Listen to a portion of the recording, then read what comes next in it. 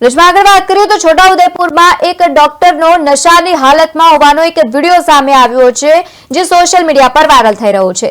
માજી સાંસદના પીએ આ video viral કર્યો હોવાની વાત સામે આવી છે। ડોક્ટર નશાની હાલતમાં દર્દીને અપશબ્દ બોલતા નજરે પડી રહ્યા છે। આ વચ્ચે તમને જણાવી દઈએ કે આદિવાસી સમાજ દ્વારા ડોક્ટરને સસ્પેન્ડ કરવાની માંગ પણ કરવામાં આવી। જિલ્લા આરોગ્ય અધિકારીએ તપાસ હાથ ધરી છે। છોટાઉદેપુરથી સમાચાર સામે આવ્યા। માજી સાંસદના પીએ ક્વાંટ સામૂહિક આરોગ્ય કેન્દ્રમાં ડોક્ટર નશાની હાલતમાં હોવાનો વિડીયો વાયરલ કર્યો હતો, જેમાં ડોક્ટર નશાની હાલતમાં દર્દીને અપશબ્દ બોલતા હતા અને તેમજ તેમને ઉભા રહેવાનું પણ ભાન ન હતું તેવા દ્રશ્યો સામે આવ્યા। ત્યારે આરોગ્ય વિભાગ દ્વારા નોંધ લેતા જિલ્લા આરોગ્ય અધિકારીએ તપાસ હાથ ધરી છે। દવાખાનામાં દાખલ દર્દીના સગા વહાલાઓને પણ ડોક્ટર પીધેલી હાલતમાં હોવાનું જણાવ્યું હતું। આદિવાસી સમાજના આગેવાનોએ ડોક્ટરને સસ્પેન્ડ કરવાની માંગણી પણ કરી છે।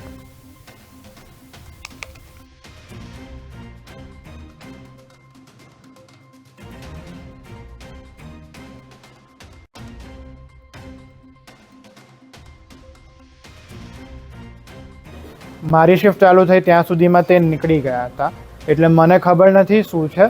હવે CDHO સરે ઇન્સ્પેક્શન ચાલુ કર્યું છે, એના માટે કાલથી હવે બધી કાર્યવાહી ચાલુ કરવાના છે। 1 વાગ્યા જેવો મને CDHO સરનો મેસેજ આવ્યો કે હમણાં તમે CHC પર હાજર રહેવાનું છે મારી ડ્યુટી। એમને પછી હવે રજા કરેલી દીધી છે, એ હવે હમણાં ક્યાં છે ખબર નથી મને। આસપાસમાં હું મારા સસરાને લઈને દવાખાનામાં ગયો હતો, સરકારી દવાખાના સામૂહિક કેન્દ્ર કવાંટ PHC સેન્ટર કહેવાય તે સામૂહિક કેન્દ્ર। એમાં તો પહેલાં ડૉક્ટર તો હતા નહીં, પણ નર્સ મેડમ હતા। એમને પૂછ્યું કે નર્સ મેડમ હતા, એમને પૂછ્યું મેં ડૉક્ટર સાહેબ નથી તો કે ડૉક્ટર સાહેબ નથી એવું કીધું ને પછી નર્સ મેડમ એવું કીધું કે હું ફોન કરીને બોલાવી લઉં છું। પછી ફોન કર્યો પણ આવ્યા નહીં, ફોન ઉઠાવ્યો નહીં એવું કીધું। પછી પાછા 10-15 મિનિટ અમને કીધું કે બહાર દર્દીને લઈને બહાર બેસો, એટલે બહાર બેઠા। 10 મિનિટ પછી હું પાછો ફોન મેડમને કીધું મેડમ ફોન કરો ને એમ, તો મેડમ ફોન કર્યો। પછી અડધો કલાક જેવું પછી ડૉક્ટર સાહેબ આવે છે, ત્યારે હું પૂછ્યું એમને કે ડૉક્ટર સાહેબ આ રિપોર્ટ જરાક જોઈ લો ને એમ, તો આજે રહેવાની રજા છે કે રિપોર્ટ જોવામાં આવશે નહીં એમ કરી દાદાગીરી કરી લીધી, ગાળો એમ તેમ બોલાવાઈ ગયા। અને પછી ઓફિસમાં જઈને બેસી ગયા। ઓફિસમાંથી બહાર નીકળવાની ઓફિસમાં જ મેં વિડીયો ઉતાર્યો છે। એ ઓફિસમાં એવું ખરાબ અપશબ્દો બધા બોલી રહ્યા, અને આવા અમારા આદિવાસી સમાજમાં અને છોટાઉદેપુર જિલ્લાના કવાંટ તાલુકાના જે આરોગ્ય દવાખાનું આવેલું છે, એમાં હવે એક ભાઈએ હમણે જો વિડીયો વાયરલ કર્યો છે, એમાં જે ડૉક્ટર છે મેન એ દારૂ પીધેલી હાલતમાં જાણવા મળ્યું છે।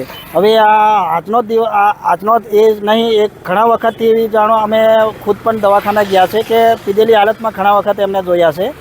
હવે અમારા આદિવાસી ટ્રાઇબલ એરિયાની અંદર જો આવા પીધેલી હાલતમાં જો ડૉક્ટર હોય અને કોઈ આમ નાગરિક જો એ દવાખાનામાં જાય અને પીધેલી હાલતમાં ડૉક્ટરે જો બીજી દવા જો આપી દે તો આદિવાસી અમારા સમાજની અંદર દવા બીજી આપી દે તો શું હાલત, એનો જવાબદાર કોણ સરકાર લેશે? એટલે કવાંટ તાલુકાનું જે આરોગ્ય જે દવાખાનું છે એમાં કોઈ સુવિધા ઉપલબ્ધ નથી। સોનોગ્રાફી હોય કે કોઈ બેન ડિલિવરી માટે કે કોઈ બી નાનું મોટું સોનોગ્રાફી હોય તો અમારે છોટાઉદેપુર કે બોડેલી જવું પડે છે, બરાબર છે। હવે આટલો મોટો તાલુકો છે, MP MLA સાહેબ અહીં સ્થાનિક હતા છે, તો મારે એક જ વિનંતી છે કે સોનોગ્રાફી જે મશીન છે આ આરોગ્ય દવાખાનામાં ઉપલબ્ધ થાય તો અમારે કોઈ બી આદિવાસી ટ્રાઇબલ એરિયાની અંદર અહીંથી 50 કિલોમીટર બોડેલી કે છોટાઉદેપુર ના જવું પડે। કોઈ ડૉક્ટરે કોઈ પણ નોર્મલ હોય તો બી પણ આગળ મોકલી આપે છે, નોર્મલ ડિલિવરી તોય। અને પીધેલો ડૉક્ટર જે હતો એને તાત્કાલિક એની ધરપકડ થાય અને એની પર કાર્યવાહી થાય અને વ્યવસ્થિત ડૉક્ટર અહીં મૂકે તો અમારા જે ટ્રાઇબલ એરિયાની અંદર જે નાના મધ્યમ વર્ગના માણસો છે એ દવાખાનામાં શાંતિથી સારવાર લે એવી અમે માંગણી કરીએ છીએ। આવા ડૉક્ટરને તાત્કાલિક ધોરણે સસ્પેન્ડ